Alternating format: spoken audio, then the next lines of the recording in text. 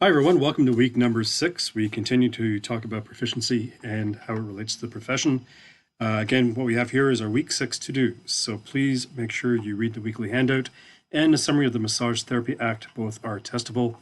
Activities for this week, make sure you take part in our second discussion board. Again, there's a number of options available for you for that.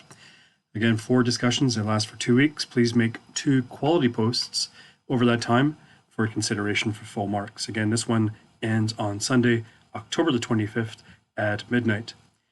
Second thing you'd want to do this week is do the mindfulness assignment. So for that, you need to read 12 self-care secrets. Your profession is a demanding one. And then provide a journal entry for that. Again, that is due at the end of this week. Nice brief summary of your thoughts on your own self-care. Again, it's a reflection, so it really does speak to you and your particular needs. That's it for now. If you have any questions, please give me a shout. If you like, don't forget, I'm also available during my online office hour on Thursdays at 3 o'clock. See you later.